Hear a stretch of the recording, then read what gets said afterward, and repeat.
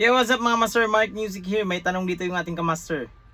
Meron daw pong family chords ng mga minor chords. For example, C minor. Sagutin natin itong mga master, pero bago ang lahat, magbibigay muna ako ng disclaimer. Di pa ako professional na gitarista. Nagtuturo lang po ko base sa alam ko. Sarili kong research experience. Nasa sa inyo na yan kung susundin nyo to o hindi ang may tinuturo ko. Let's go! Yes mga master, meron pong family chords yung ating mga minor chords. Actually, may turo na ako dati dito mga master, pero dahil marami pa rin yung hindi nakakaalam dito, is ito i-update natin itong mga master. For example, meron tayong C major na family chords. Ito yung ating C major na family chords. Meron tayong C major, D minor, E minor, F, G, A minor, at meron tayong B diminished. Dito sa C major family chords, is meron dito makikita rin natin yung kanyang relative na A minor na family chords. So, pag isulat natin yung A minor na family chords, is ito yon.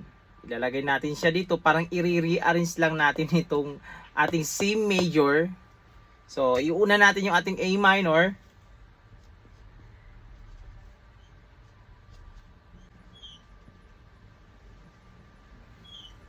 So, ganito na nasusulat ang A minor na family chords na relative C major na family chords. Pabago lang yung kanilang mga degree. So, ang nangyayari, pag major tayo, so, ito yung ating root, yung first degree, second degree natin, third degree, fourth degree, fifth degree, sixth degree, at yung ating seventh degree.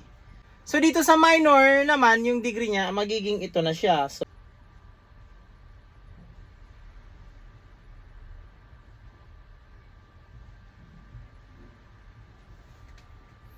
pagdating dito sa ating A minor na family chords, nangyayari yan, ito yung ating 1. Then, yung ating B diminished, magiging pangalawa na siya sa degree ng ating minor family chords. Then, third degree natin yung C. Fourth degree natin yung D minor. Fifth degree natin E minor. At meron tayong 6th degree yung F major. At 7th degree natin yung G major. Sa minor na family chords. Nakuha natin yung ating relative na A minor sa pamamagitan ng major. Pero take note, ito yung ating relative is galing sa 6th degree ng ating major. So maghahanap tayo ngayon ng mga major na merong 6th degree na C minor. So dito sa ating gitara, makikita natin yung ating C minor. Nasa 6th degree siya ng ating E flat major family chords. Ito yung ating E flat major family chords. E flat, meron tayong F minor, G minor,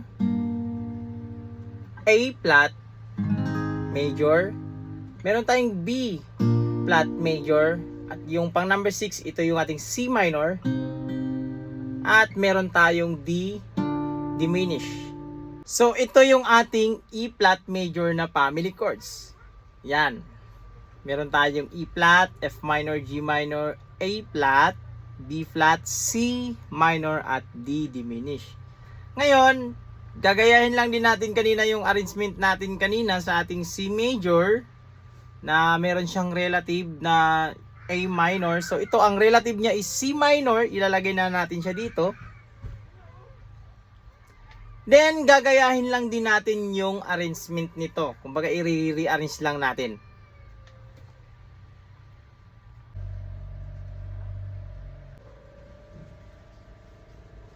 So ganito na yung kanyang arrangement ng ating C minor family chords. Meron na tayong root na C minor. Second degree niya is D diminished.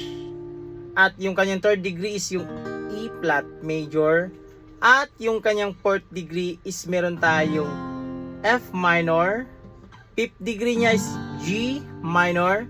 Yung kanyang sixth degree is A flat major. Seventh degree niya is B flat major. Then yung ating root na C minor. Yun siya mga master. Sundan nyo lang itong itinuturo ko mga master. Madali nyo na lang malaman kung ano yung mga family chords ng mga minor. At siyempre yung ating major. Huwag kayong malito basta't alam nyo yung mga family chord ng major. Malalaman nyo na rin yung mga family chords ng minor sa pamamagitan ng relative niya. Basta tatandaan nyo lang lagi, yung relative na minor is nasa 6th degree ng ating major na family chords. For example, meron tayong G, major na family chords, yung kanyang 6th degrees, E minor. I-rearrange mo lang yan pag hanapin mo yung family chords ng E minor. Sumahanap mo na yung E minor na family chords sa pamamagitan lang din ng ating mga major na family chords sa kanyang relative. Yun siya mga master. Napakadali lang itong maintindihan mga master. Basta't sundan mo lang yung formula. Laging tatandaan na ang relative na minor na family chords sa major is pang 6th degree. At yung relative naman na major sa ating minor na family chords is nasa 3rd degree. Yun siya mga master. So hanggang dito lang sa video natin na ito mga master. Huwag itong kalimutang i-share sa mga kaibigan nyo, kakilala nyo, kamag-anak nyo na mahilig sa gitara. Hanggang dito lang. This is Mark Music. God bless you all. Peace out.